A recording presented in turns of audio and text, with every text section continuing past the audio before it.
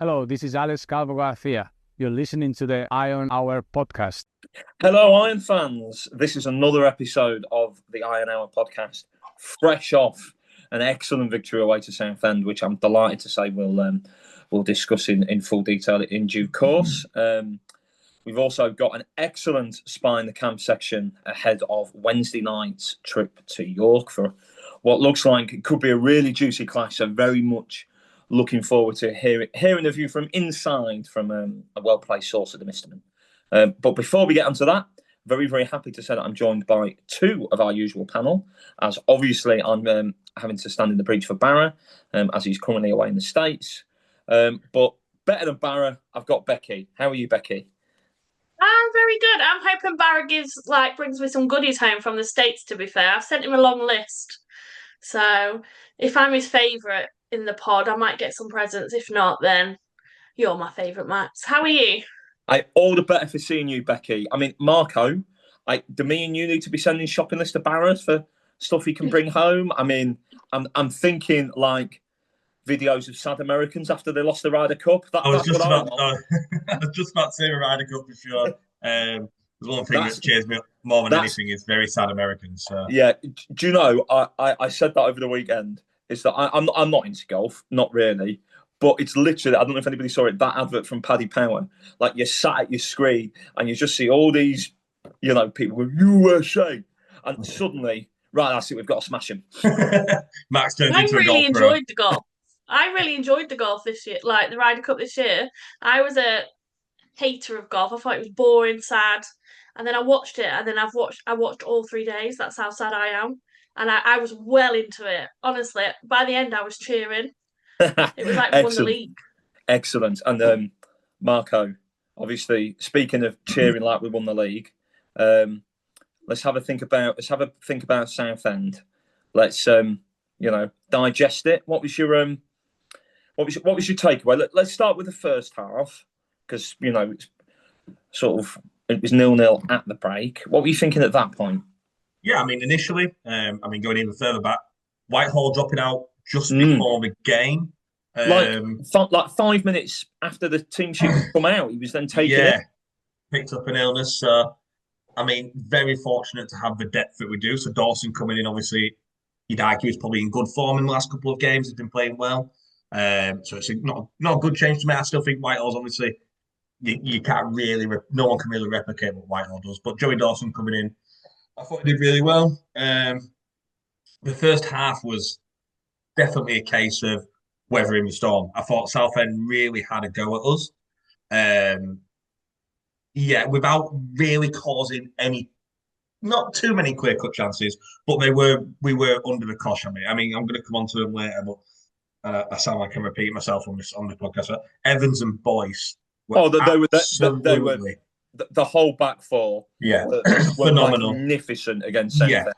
and I mean, particularly the second half once we got the lead, the last couple sort of 20 minutes, 30 minutes or so were impeccable. But the first half, they really did set the standard for the level of defending.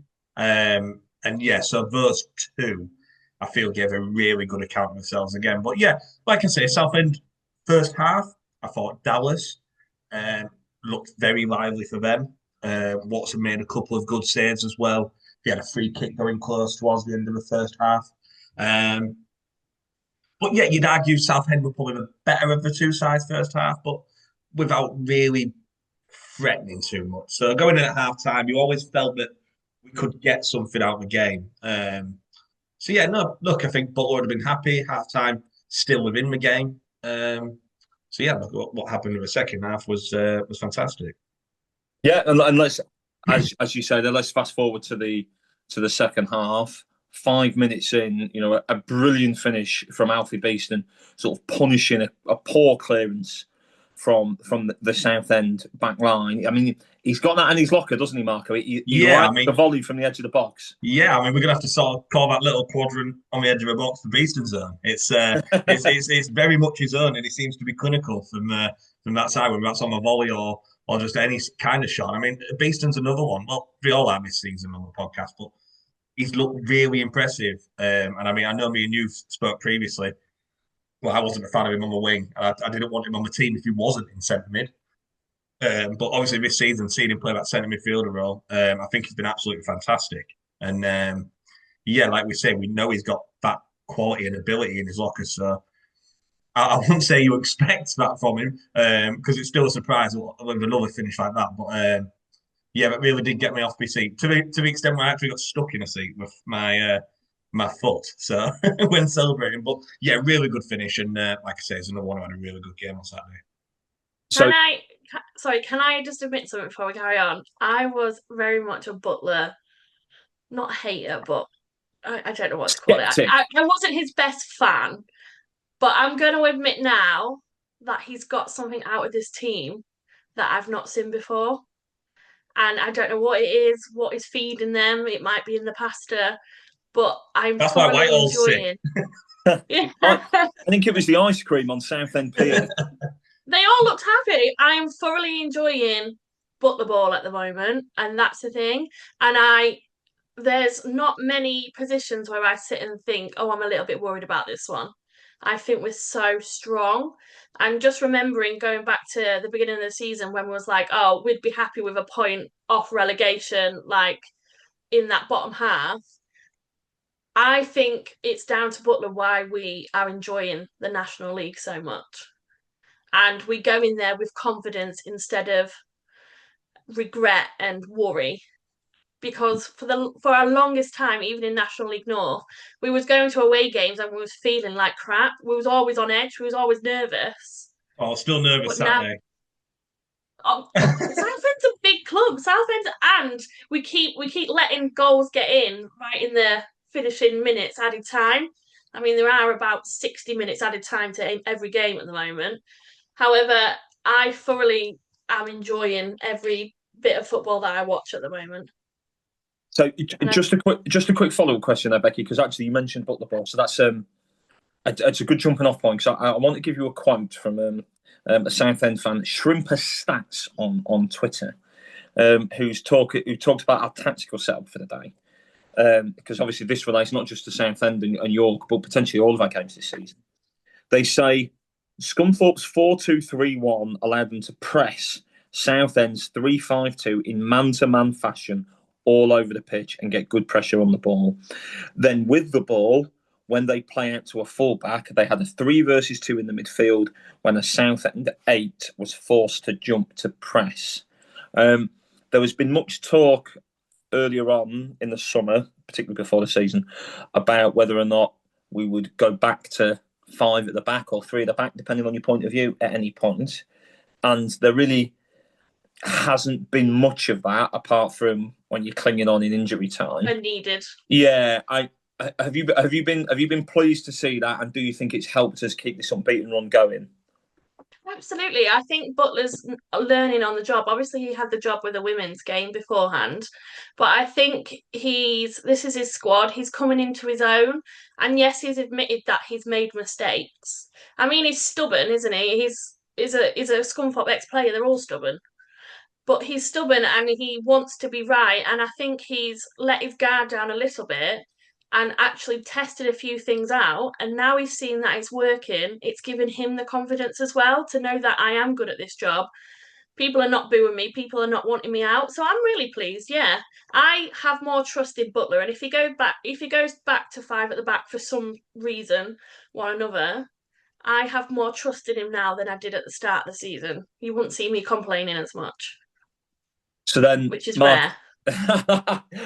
We'll hold you to that, Becky. We'll hold you to that. And then, Marco, just one final question on the Southend game, I think, before we move on to spine the camp. Obviously, I mean, it finished 2-0, a really great counter-attacking goal to make it 2-0, but we could have had another 2 or 3 counter-attacking goals as the second half progressed. How pleased were you to see that even when in front, really it was Scunthorpe who looked like scoring?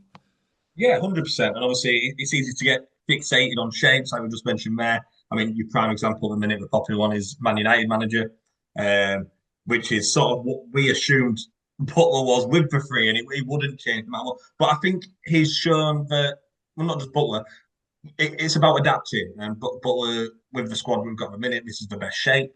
At the time when he was playing a five probably was the best option to go with. And I think there is a time and a place with it. For example, the last 5-10 minutes on Saturday defending the lead, I thought the back five stood up really well. So yeah, but to see us, obviously, like you say, I mean, in particular, how probably won't want to watch the match highlights back. And obviously Roberts had the first hand miss I could forgive. Yeah, 100%. He's hit the target, and you can't ask any more than that. The second one, if you're missing that at 0-0, you're not very happy, are you? Yeah, and look, I can forgive him. He's a striker. I could have forgiven him if he'd have had a shot. And he's had a great start to the season. I think he's surpassed all reasonable. 100%. And obviously, we was it Shrimper Stats or something? Like you mentioned earlier regarding shape.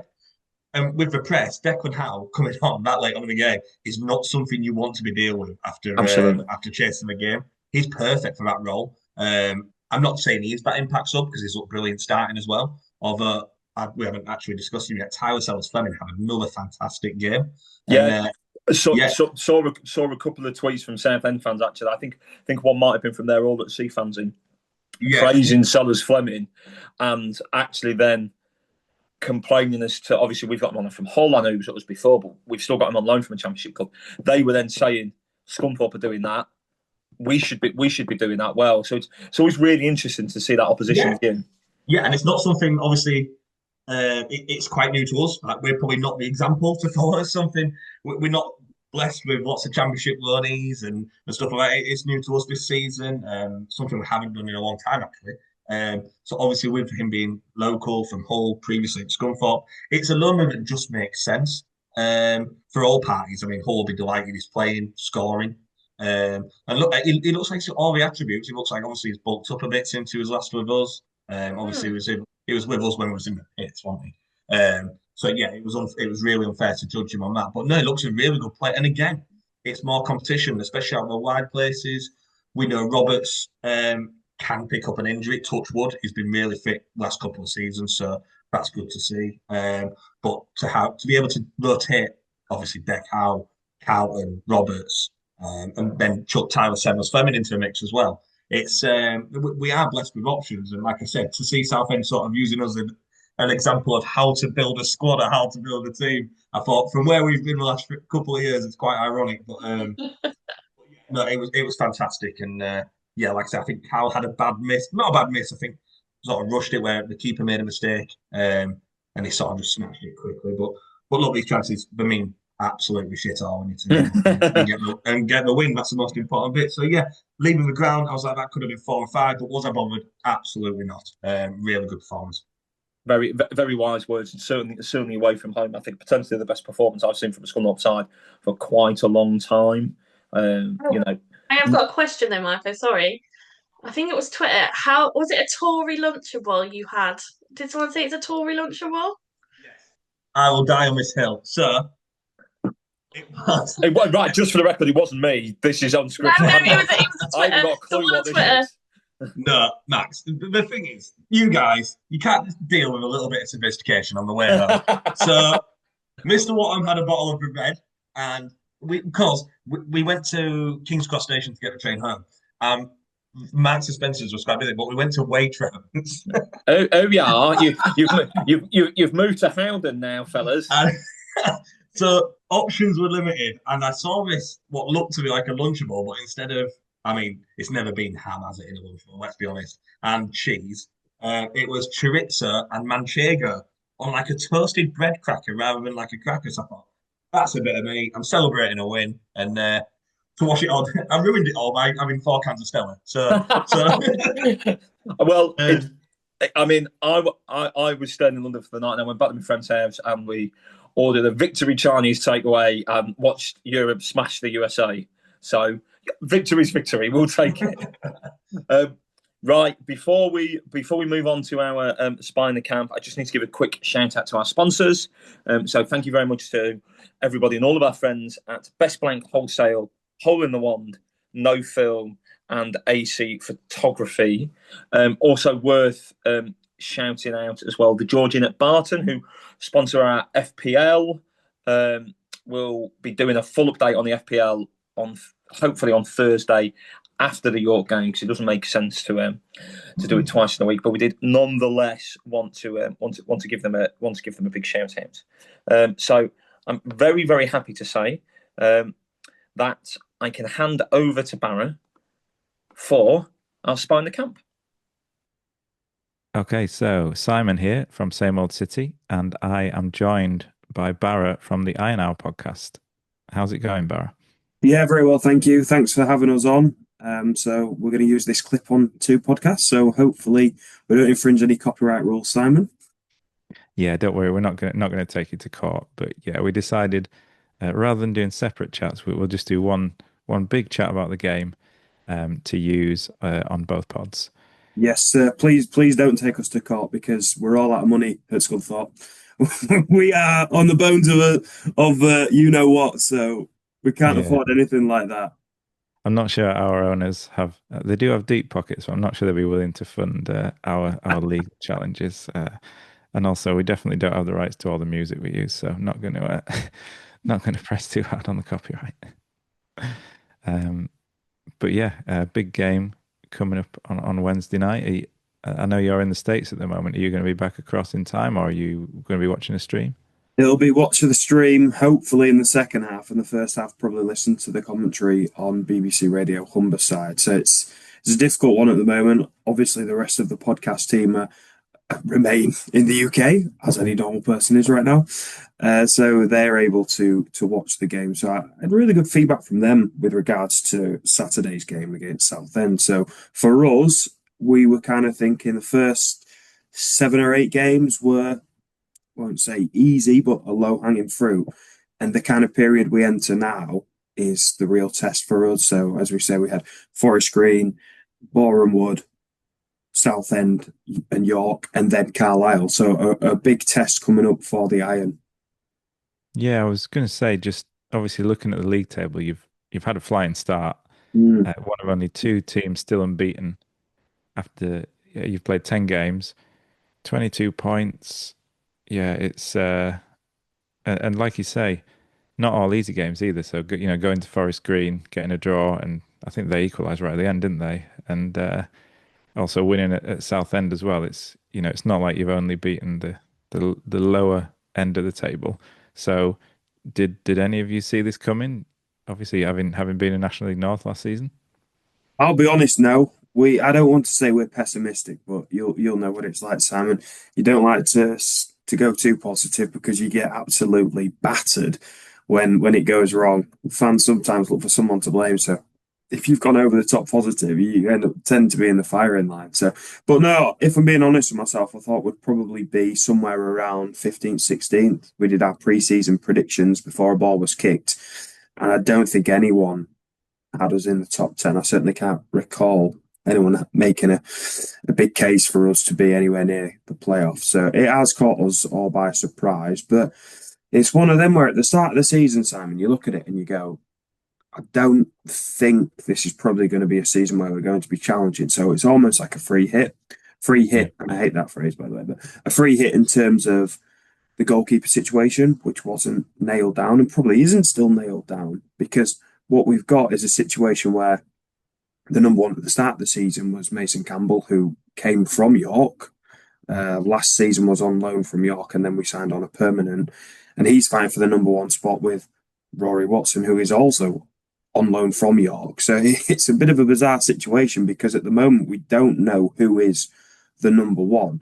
And the Wednesday game will be really interesting, because Campbell's currently injured, and I'm guessing Watson can't play. So I imagine there'll be a 7-day emergency loan. So lots of things up for grabs, lots of things to be decided, but definitely caught us by surprise.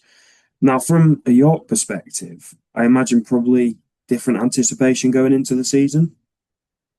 Yeah, very different. You mentioned kind of the natural pessimism of fans, and we do have that at York. We've suffered enough in the past to not be too optimistic. But that being said, we were definitely among the favourites to win the league at the start of the season, and I think that was kind of set as the expectation, by the owners, the management, and the fans as well. is we should be at least challenging for the title, based on the fact, not based on being cocky and thinking we're brilliant because we're York, just based on having gone so close last season. Obviously, 96 points, finishing in second, and then coming up sadly short in the playoffs against Oldham. But we retained basically the entirety of the squad from last season and made quite a few good additions to it. So all the signs were pointing to, there's no reason we should be falling back. What we should be doing is kicking on a bit, having added the few bits of the puzzle that were missing. So yeah, I don't think anyone was quite expecting us to get rid of our manager 4 games in, based on that. But maybe just underlines how much pressure there has been put on this season, and the idea that we need to be getting promotion sooner rather than later. And yeah, Stuart Maynard's come in and got off to a very decent start. Obviously, we had a disappointing home defeat to Solihull last weekend, but since then, really impressive 5-0 win over Carlisle, and then a decent enough 1-1 draw at Forest Green, which was quite an even game. So we're going into it in decent form. But obviously, you guys are as well. So all the makings of a decent game it should be. What's the reaction like? When you chop and change your manager just 4 games in, and I seem to think as well you'd not lost a game. Yeah. Yeah, we'd won 1 and drawn 3 of our first 4, which is not amazing, but obviously it's not terrible either. And also, we had quite a lot of away games at the start of the season because the Women's Rugby World Cup was taking place in our ground, so that was another factor. So yeah, there was shock at that decision being made, and obviously Hinshaw had done so well last season, taking us from relegation candidates the season before to nearly getting very close to winning the title. So I thought he would have had enough credit in the bank to ride out a few slightly dodgy results, but yeah, there was murmurings off the pitch that the relationship with the ownership had maybe faltered a little bit. Talk about contracts not being signed, links with other clubs in the league. So yeah, we still don't know the full story of what's happened. But yeah, certainly everyone was shocked to see him go. But you know what football's like. People move on pretty quickly, don't they? So we're all just, I guess, uniting behind the new guy at the moment. And luckily so far, making that decision early doesn't seem to have sort of backfired, because Maynard won his first 3 games on the bounce, and we've got the squad that is still good enough to be challenging at the top, and hopefully, the players have been able to adapt to that slight kind of change in system and the new boss without it hurting our points tally too much. So from a Scunny perspective, we're looking at games. The games we've won, other than the demolition of Truro, have kind of been not smash and grabs, but small margins. I can't see this being a season where our goal difference is going to be particularly high. But you mentioned that the 5-0 victory over Carlisle. You get the sense with York that they could really put some teams to the sword this season, don't you? Yeah, I mean, that was the case last season. We had some quite high-scoring games. We had a 7-2 over Aldershot, 6-2, I think, against Maidenhead, 5-3 against Hartlepool. These are all home games, so we got used to seeing some quite big score lines. We weren't expecting to put 5 past Carlisle, with them doing as well as they had at the start of the season. But we definitely do have that in our locker. It's just, it often takes an early goal for the game to open up. Whereas if we don't get that early goal, like we saw in the Solihull game, if the longer it goes 0-0, or if the opposition nick one, if they can just sort of sit 10 men behind the ball, it's really difficult to break them down. So yeah, we have that ability to rack up big scores, and we do play quite attacking, possession heavy football. But also, some teams have found ways to counter that. So it sounds like it might be a bit of a kind of clash of different styles when you guys come to town. How would you describe your kind of playing style? It's a good question. It's one that's hard to tie down because Butler seems to be such a pragmatic manager. Last season, although we were a division below and probably favourites to win the league, his preferred formation was a three at the back or a five at the back, depending on your persuasion. And that kind of is how we set off the first 10 games of last season until the wheels came off spectacularly. And he opted for a hybrid between a traditional 4-4-2 and something of a diamond in the middle. I would suggest that what you've seen so far this season has been somewhere again between the two traditional 4-4-2 and that diamond, which rotates to a box, depending on whether you're in or out of possession. The diamond's an interesting one because my opinion is when we rotate to that diamond, we often end up quite narrow. And it's actually the box. When we rotate to the box is when we get width out wide. I know modern football's changed quite drastically, and it's rare to see teams run into the byline and getting balls into the box. And that's certainly what you can't expect from us. What you can expect from us is the ball to go through the middle of the pitch. The likes of Ollie Ewing, who's we've signed this season, is a player who will definitely look to get on the ball and move it forward if the opportunity's there. We do often as well sometimes go with a three at the front, and you've got your wide players, but again, you know how football is these days. Those wide players are not heading towards the byline. They're putting the ball into the middle at the earliest opportunity. So I don't know, you're probably getting onto a different subject here, Simon, but football's changed so much, and sometimes you're almost crying out to get the ball out wide and hit the byline. It just doesn't seem to happen. What are York like? Can we expect a team who's going to get on the ball, look to make things happen as early as possible, or are they a possession-based team? Yeah, so we're definitely a possession-heavy team. That was the case under our last manager, and it's equally the case under Stuart Maynard. I think I saw a stat that we had the highest average possession in the top 5 leagues in England. So we definitely look to get on the ball. Obviously, there's different ways you can do that. You can have 70% possession, but if you're just passing it between your centre backs, then it doesn't really get you anywhere. So the challenge is using that possession in productive ways, and we do look to commit a lot of players forward. So we play.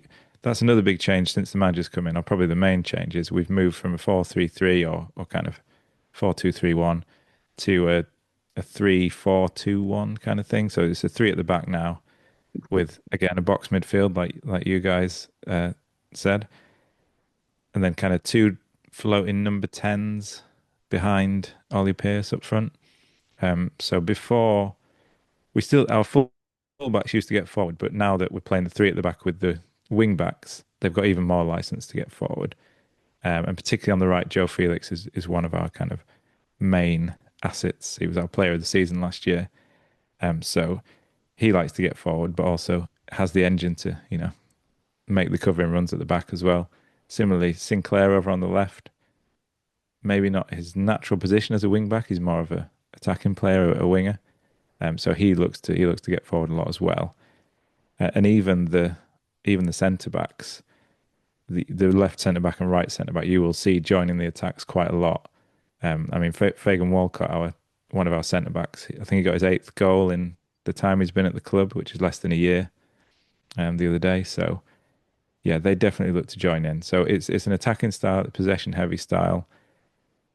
It's one where you are vulnerable to getting hit on the counter.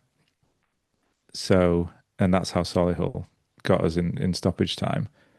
So there's the need to win the ball back quickly when we lose it as well, to try and make sure that doesn't happen. But yes, it's very much a kind of a modern style of football, I guess, which is probably a million miles away from what we were playing even 10 years ago. Yeah, it's crazy how much the game's changed, hasn't it? Even at non-league level. Yeah. I just wanted to pick your brains about the goalkeeper situation at York, particularly around how it's come to pass that Scunthorpe have ended up with an ex-York City keeper and a current one on loan. Did Rory Watson ever stand a chance? Was he ever in contention for a starting spot? I seem to recall at the start of last season, he maybe played 2 of the opening 5 or 6 games. Yeah, so he originally came in the season before that, when we had Neil Adley as manager, and he was kind of thrown in straight away. Had a bit of a dodgy first few games, and then became backup.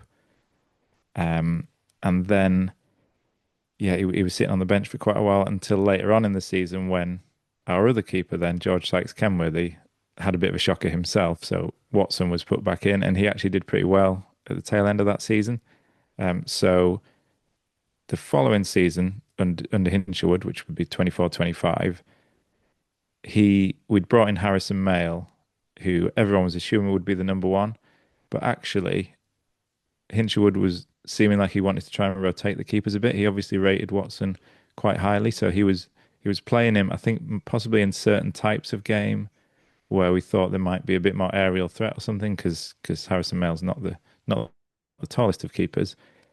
But to be honest, he kind of gave up on that experiment fairly early on in the season, and I think most fans were quite happy with that, because I think our perception of Watson is good shot stopper, kind of decent all-round keeper, but not as good with his feet as our style demands. And that was causing a few issues here and there. So, yeah, Mayle became basically the permanent number one. And now Sykes-Kenworthy's back in the frame as his number two, having been out on loan a bit last season, because he's a little bit more similar in style. So I guess that's how Watson ended up being available for loan. In terms of Campbell, he never really got a look in. I know he was quite young, so he was always kind of third or fourth choice. And I think obviously went out to you guys and I guess did quite well if you took him on permanently. But yeah, we didn't see a great deal of him at York at all. But how would you kind of say Watson's done so far in particular? Yeah, I'll just touch on Mason Campbell first, because you probably quite right to come to the assumption that he did quite well for us. He didn't play a couple of Lincolnshire Senior Cup games, but and that is a testament and a bit of a testament to what's happening in training, and a surprise to Iron fans, because we hadn't really seen Campbell perform other than, like I say, a couple of Lincolnshire Cup games, a couple of bounce games for anyone that went to any of them. So it was a bit of a surprise actually when we saw Campbell coming back, and then at the end of last season, going into this season, when the rumours start to circulate that Campbell is going to be the number one, a massive surprise, because, as I say, has not played going into the season, had not played competitive game for us other than the Links Cup. Certainly, have not played a league game for us, so it was a huge surprise. He's done okay, certainly not ripped trees up, but like anything with football, there's a divide. There's a divide. Fans who, rate him and fans who don't. I'm one of the fans who definitely rate him, think he's a really good keeper, think he offers you a lot, think he's an incredibly vocal keeper, which is quite a rare commodity for someone so young.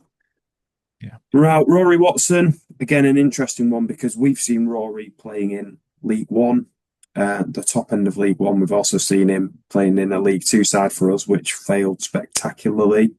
And the fact that he's come back to us now whilst we're in the conference suggests things that maybe haven't gone so well for him in that interim period.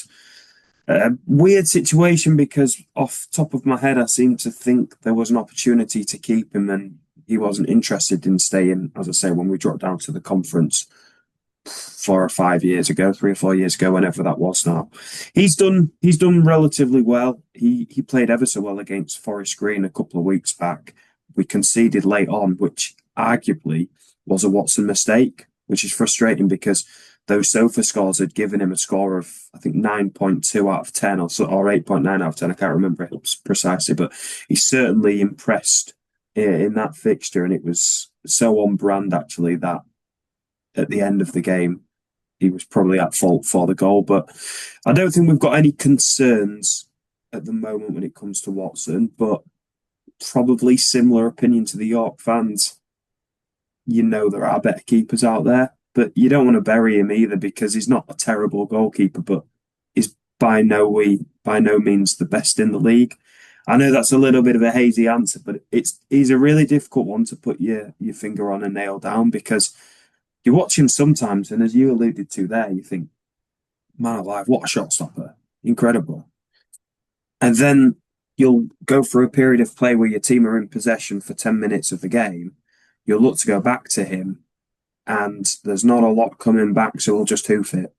Because if you would try to play it short, it might put you at risk.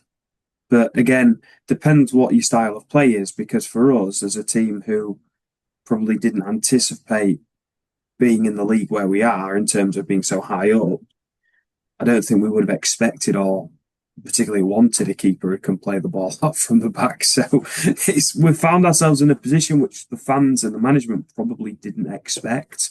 But in terms of where we go from here, I think Watson will probably keep the number one spot for now. But I do get the feeling that our manager Andy Butler will look to get Campbell back in at the earliest opportunity, just based on the fact that the talk coming out of the club is that Campbell is the number one in terms of the next 2 or 3 years. Okay.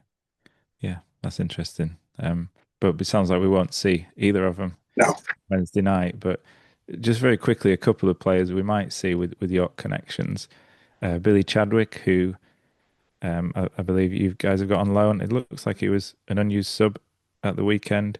Yeah. And another player who has never played for us, but Declan Howe.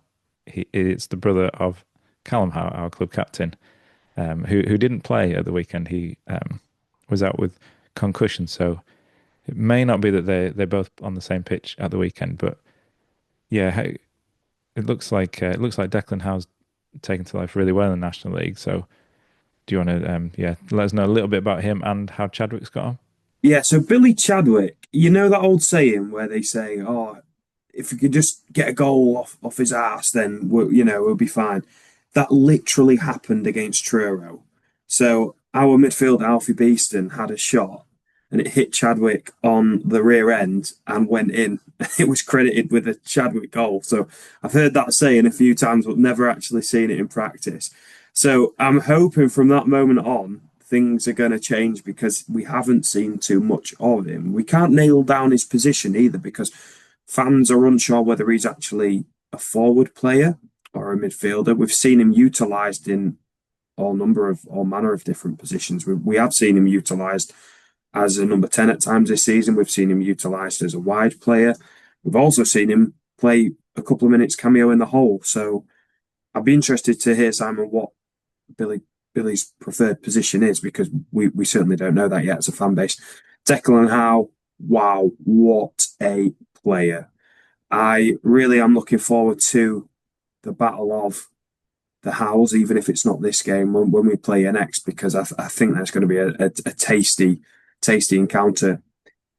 Obviously, Cal Howe played for us earlier on in his career, so we've actually now had both Howe brothers.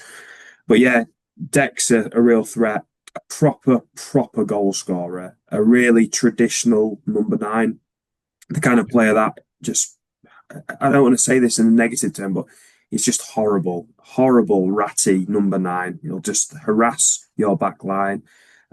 Proper fox in the box. I wouldn't say he's the fastest, but he also is not the slowest and will run and run and run and run. Sometimes to his detriment.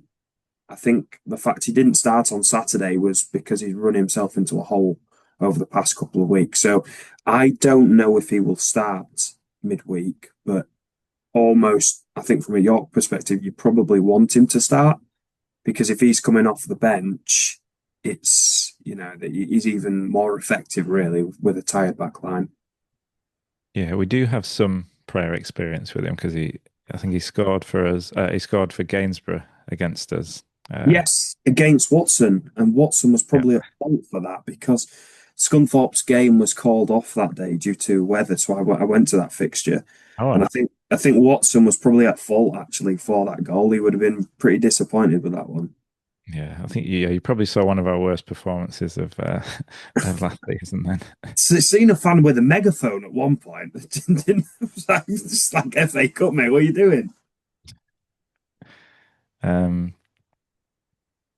But yeah, in terms of Chadwick, to be honest, everything you said rings true in terms of his spell at York. Technically a very good player, But yeah, we never worked out what his best position was.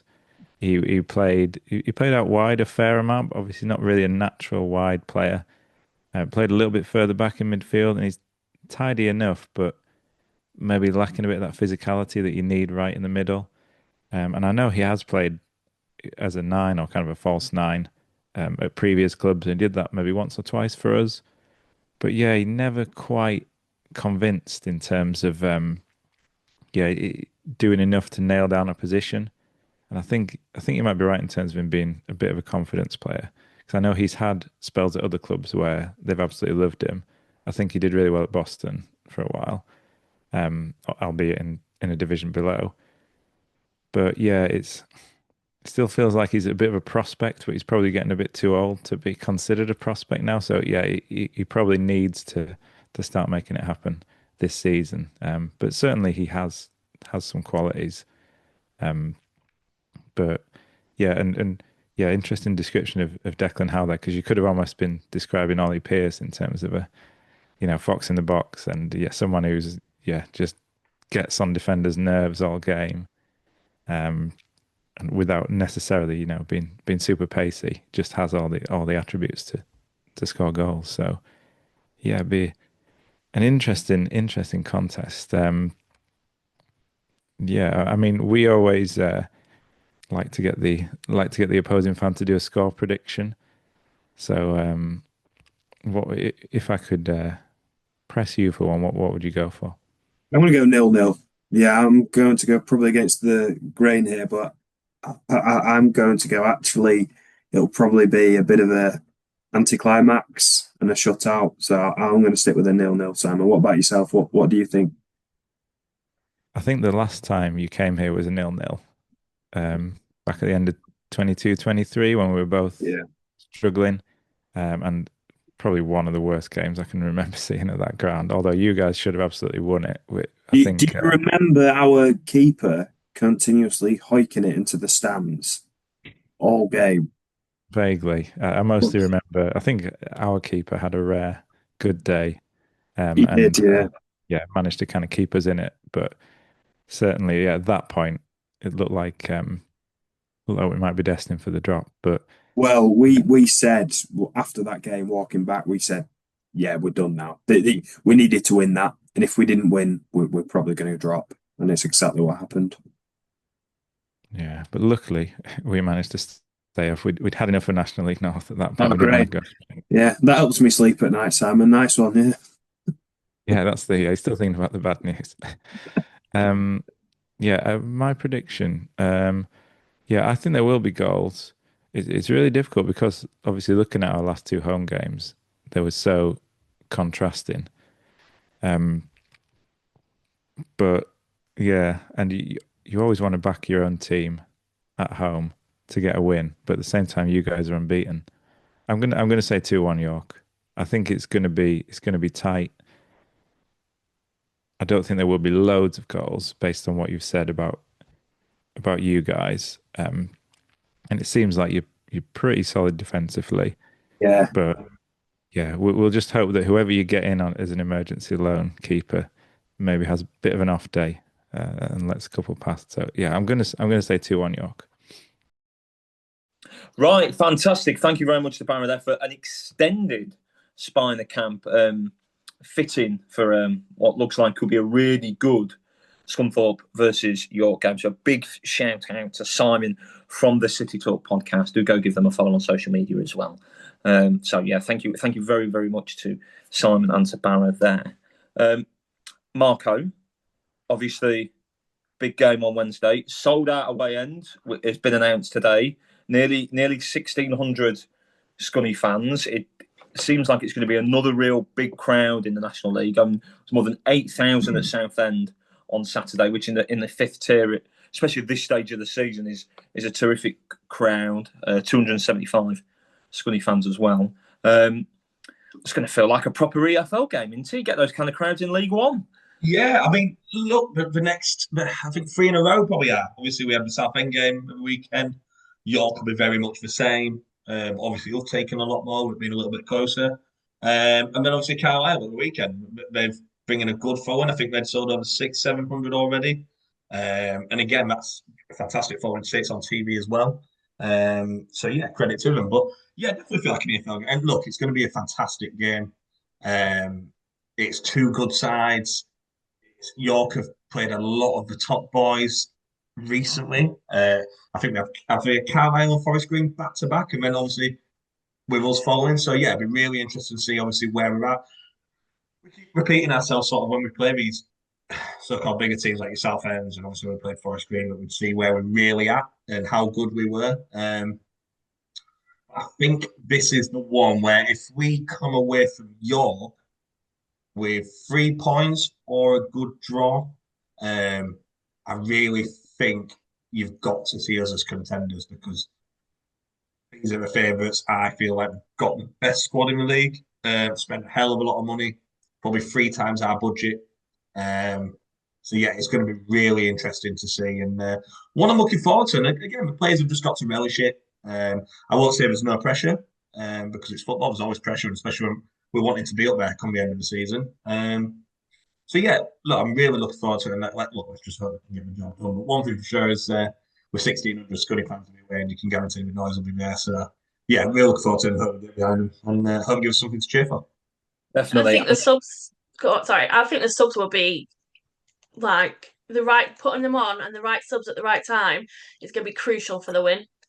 I think if Butler manages that, then I think we'll come away with a 2-1 win. Oh, Becky's jumping to a prediction already. No, don't worry.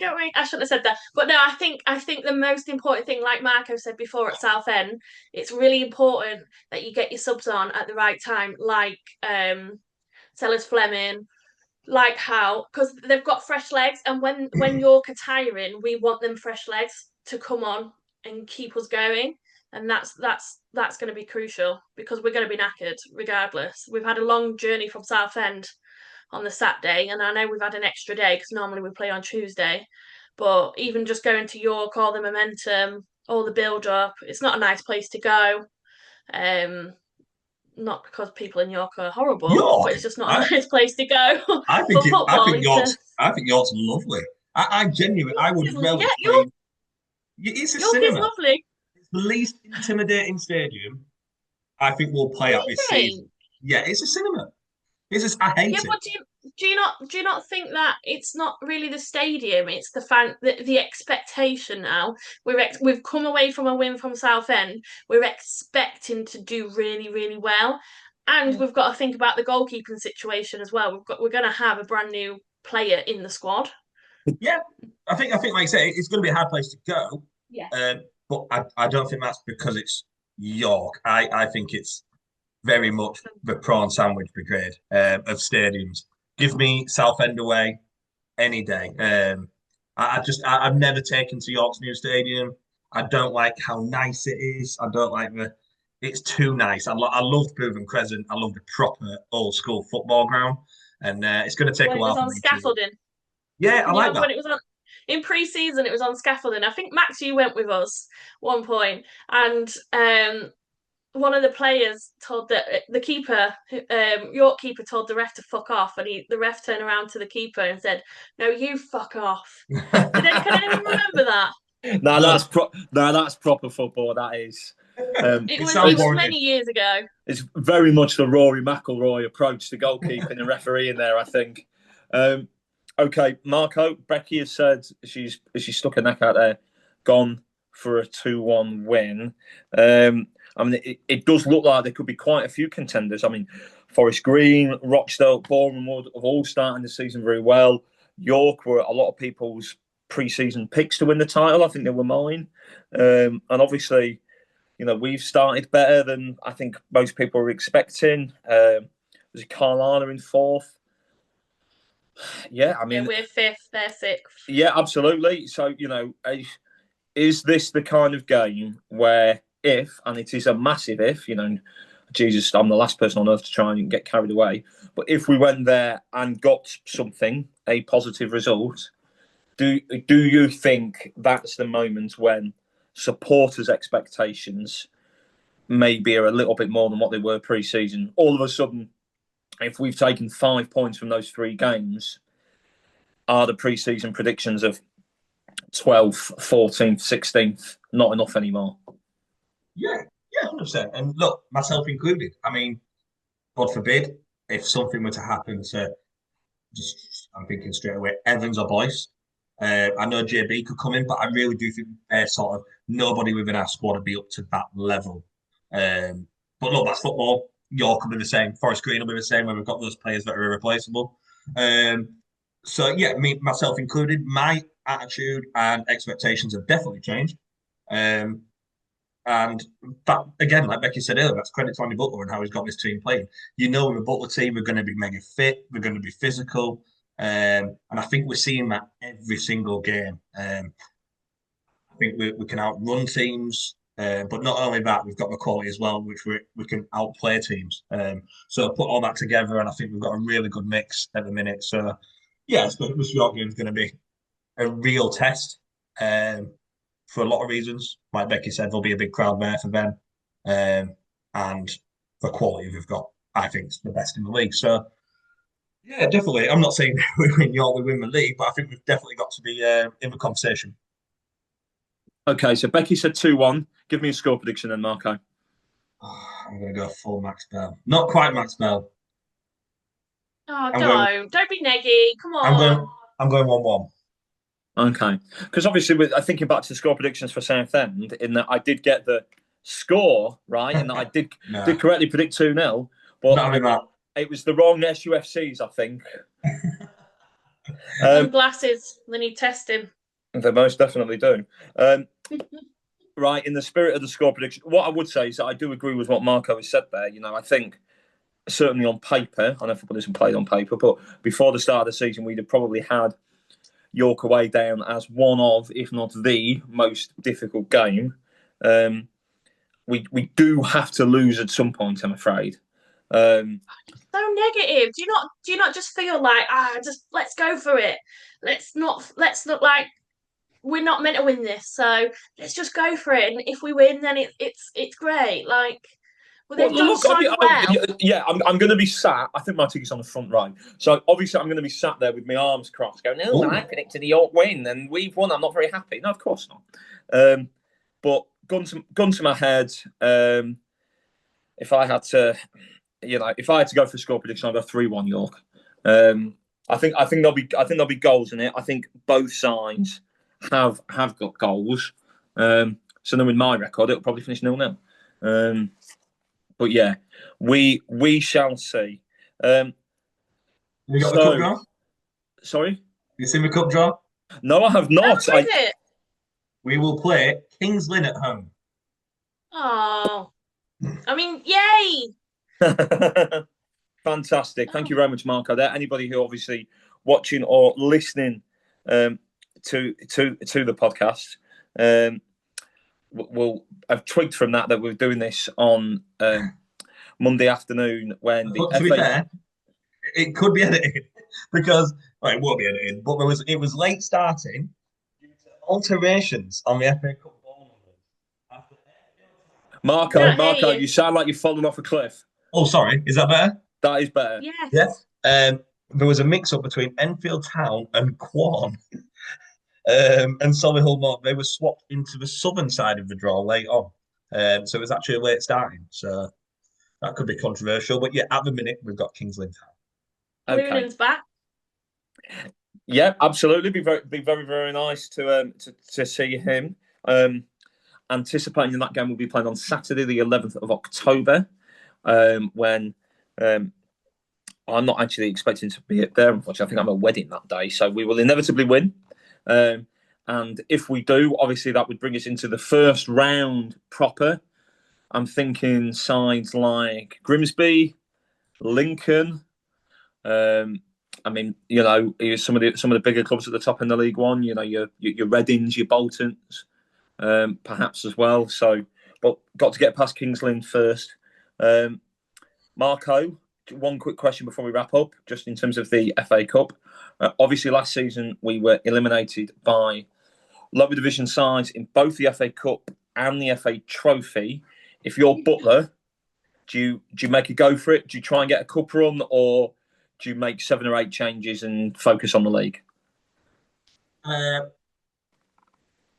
if you're asking me now, No, before hang on. No, I'm asking you 3 weeks last Tuesday. well, you're asking me before York and Carlisle. The league could look a lot different in 2 weeks.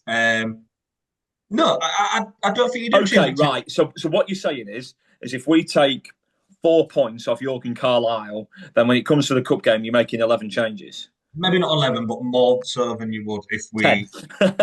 more so than we would if we lose the next 2. Whereas, okay, you're saying if we, like, look, Jesus, we've got to lose at some time, and we might still be in the playoffs even if we lose the next 2. But at that point, you may be saying expectations a bit tempered. But look, I mean, it would be similar. We've been saying the whole podcast and throughout the season, we've been saying about the depth in our squad. And I mean, barring 1 or 2, obviously, I'm not going to throw anyone under the bus, but barring 1 or 2 players, you'd argue we could all be with a chance of starting. So look, we've got that strength in depth now. The only question mark that we don't have 2 players for every position would probably be goalkeeper at the minute. Just that's mainly down to obviously injuries. So yeah, why not have a go? Kings Lynn, with all due respect, I think it's a really good opportunity to progress. It's no secret we're not the most wealthy at the minute. We could do with the money. So a good cup run goes a long way. We've seen a lot. Obviously, just for example, Tamworth last year managed to get Tottenham. And obviously Lincoln City now, you can see how a good cup run has put them in a really good position, not only the FA Cup, but the league, paid for a new training ground in a really good place. So it can do a lot for clubs. So yeah, look, Butler's done that. We'd be stupid to not take it seriously. But yeah, look, we've got a lot of depth. So it'd be interesting to see. But yeah, like I said, we really do want to be in the hat for that first round. Excellent. Right, fantastic. Thank you very much, everybody, for tuning in, for watching, for listening. Another episode of the I9 podcast. Before we go, just another shout out to our sponsors. Best Blanks Wholesale, Hole in the Wand, No Film and AC Videography and Photography, and also our FPL partners and sponsors, the Georgian and Barton will give you a full FPL update on our podcast post York. Let's hope it's a happy one. And just on a final note, whilst we've been recording, Scunthorpe put out a statement about the passing of former Iron goalkeeper Ivor Williams, who, on a personal note, was someone I got to know when interviewing for the book. Ivor was great. He was a great storyteller, and his memory was as sharp as a tack, even stuff that had happened in the 50s. Very sad to see that news, and would echo the Scunthorpe United Club statement really, where they've sending out their condolences to all of his family and friends. So yeah, I would very much agree with the club on that one. And hopefully we'll see and hear all of you soon for another episode of the Iron Hour podcast. Thank you very much. Up the iron.